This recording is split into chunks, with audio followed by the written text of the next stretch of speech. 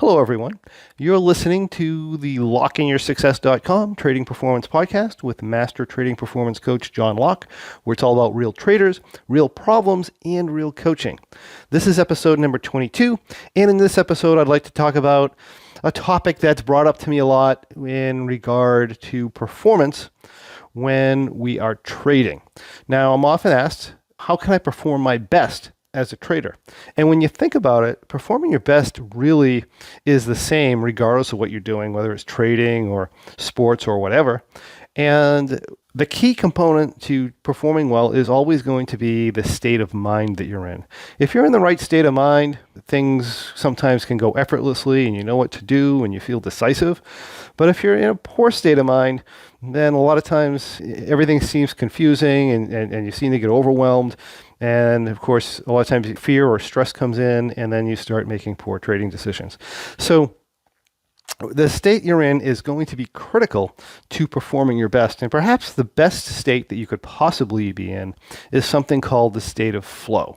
Now, for those of you who don't know what flow is, it's kind of when we enter a state and where some people call it in the zone as well.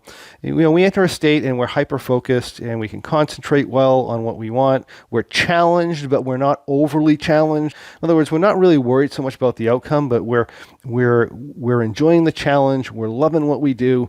And you may or may not win in those cases, but either way, you enjoyed it and you performed the absolute best you possibly could under that situation. And that's pretty much what the flow state is. Now, the flow state is going to have, 8 primary characteristics. Number 1, absolute concentration, or feeling like you are concentrating and focused being number 2, being focused on a goal. Number 3 would be a sense that time's either speeding up or slowing down. One of the cool things about your unconscious mind is it can alter the perception of time. And I think we've all seen this before. I mean, if we're incredibly bored waiting in line, then sometimes, 15 minutes can seem like 4 hours. And then other times, we might do something for 3 or 4 hours and all of a sudden it's all over. Okay, so your mind can speed and slow that time down when you're in a flow state. You'll generally often also experience some sort of a feeling of reward or excitement as you're in that state. When you're in the flow state, again, I think we mentioned this before, but you're going to find the experience challenging, but not overly so. And as you're doing it, your actions seem almost effortless. In other words, you feel in control of what you're doing. Now, the state of flow comes in 4 phases. The first phase is going to be called struggle. In other words, you're not going to get into a state of flow if you don't have any challenge in front of you or if anything's not difficult. So what's going to happen is you're going to set a goal, whether it to be win a trade or whatever. And there's going to be a little what we call cognitive dissonance there. In other words, you know where you are and you know where you want to be. And you're not quite there yet. And you're going to feel a challenge trying to get there. So that's the first stage is when you start to feel challenge. The second phase is almost the opposite of that. The second phase, once you've identified the challenge and you know what you want to do, in order to get into the actual flow state, you have to relax. In other words, you have to kind of let the results go. Then from there, once the challenge is identified and once you've relaxed, from there, then you can enter the flow state. Now, once you've been in the flow state for a while, one of the things that you'll find is the flow state is actually very demanding on the mind. Therefore, the flow state's only going to last a certain amount of time. And then once that flow state is over, we go into what's called the recovery phase, where sometimes it feels like a little bit of a letdown. It's almost like coming off of a high, so to speak. And then things kind of go back to normal. So the 4 stages are going to be a challenge, then a state of relaxation coming off of that challenge. That allows us to enter into the flow state. And then after the flow state has peaked out, we're going to go into what we call a recovery phase. Now, for the people who've been in the state of flow or they've experienced it, they'll often call it one of the most addictive or one of the most satisfying states that they've ever been in. And a lot of times they'll attempt to really experience it again and again and again. And the good part is once you understand how to actually drop into a state of flow, then it becomes much easier to experience that state again, especially if you pay attention to how you do it. So how do we find flow? Well, first of all, or one of the things I really like to mention whenever we talk about flow is part of flow is when what you're doing becomes unconscious. In other words, we have the conscious mind, which is our logical reasoning mind. And if that mind's in the way, if that mind's stressing us out, we're never going to be able to get into the flow state. So our conscious mind is there, and we're going to use it in the flow state to recognize the goal, to explain to what's our unconscious mind, or the part of our mind that controls all our habits. The conscious mind is going to explain to the unconscious mind essentially what it wants. Then the conscious mind has to get out of the way. The conscious is only there for direction. The rest of it's all done automatically in your unconscious. Now, your unconscious, the funny thing about that is that it can do like 60,000 things at the same time. That's why everything seems effortless. That's why we can speed up time. And that's why we can make like 42 decisions like rapidly one after the other, is because the unconscious mind is in control. Now, the thing about the unconscious mind, though, in order for that to be in control, it has to know what it's doing. In other words, if I'm a basketball player and I barely know how to dribble a ball, and I generally don't shoot very well, and I don't understand how to go around players, I'm never going to be able to enter the state of flow in the context of basketball, because the movements and the skills that I need are not in my unconscious mind yet. I'm still learning them. And it's the same thing with trading. If I want to go into the state of flow with trading, I can't expect to be in that state if I don't fully understand what I'm doing. So I need to know the skills of trading, and I need to know the risk-reward ratios I'm getting for, right? All that stuff has to be unconscious. I have to have had done it enough in order for it to be just natural for me, okay? And that absolutely has to exist. We have to have that part. So first is to train yourself in all the concepts you need in order to do your type of trading, and know them so well that they're essentially unconscious. You don't really have to think about them. Once you do that, now and only now can we start thinking about being able to find flow, or the state of flow, as we're trading. Let's talk about finding flow. The first thing you have to do when you find flow, because flow is a state of focused attention and concentration, the first thing you have to do in order to have the possibility of going into the flow state is to be able to eliminate distractions. Any distraction you have is going to tend to pull you out of that state, right? Because it takes away from your concentration. Now, once you're in it, it's a lot easier to avoid distractions, but before you're actually fully in the flow state, a distraction will stop you from going in. And even once you're in, if it's a serious distraction, it can pull you out. So when you're trading, make sure that any distractions are stopped if you want to be in the flow state. The second thing you need to do is make sure you give yourself enough time. We don't automatically drop into it quickly. Now, we can get into it very quickly, especially when we're trained to do it, but it does take some time. Okay, so make sure you give yourself enough time. The third thing is you want to make sure you're doing something you love. If you're not loving trading, right? If you're in trading just for the money, and that's your sole purpose, you don't really like it, you just want money, then you're not doing something you love. You're just doing something because you think it's easy money, which trading is not, by the way, but a lot of people think that it is. Anyway, if you're not loving trading, then, if you're not doing what you love, it's going to be very, very difficult to drop into that state of flow. The next thing you want to make sure of is that you have very, very clear goals. Again, flow is a state of concentration and a state of focus. You can't focus if you don't know what you want. If you don't have a clear idea of exactly what it is that you're trying to accomplish, then being in a state of flow, it's not going to happen, because what are you focusing on? You need to be able to direct that focus and concentrate that focus. And the last thing that you need in order to get into the state of flow is challenge. Now, when I talk about challenge, I'm talking about having a little bit of challenge. So in order to get into the state of flow, first of all, if you're bored, in other words, if you know something so well and there's no risk in doing it, and you've done it a million times, a lot of times, what do you experience? You experience boredom. And if you're bored, you're not going to get into a state of flow. Remember, the first part of flow is being challenged, and you need to have that challenge. But you don't want that challenge to be too much. Once you exceed a certain level of challenge, what happens is we start to get overly concerned about whether it's going to work. We get overly concerned on whether or not we're going to win or not. Once we get to that point, or we think it's too hard, or we start to become overwhelmed, we're not going to go into flow either. You want to be challenged, but not so challenged that it's overwhelming to you. So those are basically the elements or the things you need in order to get into the state of flow. Now, there are also some things you're going to want to avoid. And the first thing you're going to want to avoid if you're trying to go into the state of flow is any sort of multitasking. Now, the thing about multitasking is it's a distraction. A lot of people think that they do 5 or 6 things at the same time, but they don't. They really do one thing at a time, and a lot of times they'll switch back and forth between them. If you want total focus, if you want to go into a state of that total focus and total concentration, then all those distractions need to be avoided, and multitasking is going to create distractions. It's not going to allow you to get into flow. The second thing that's going to stop you from dropping into a flow state is stress.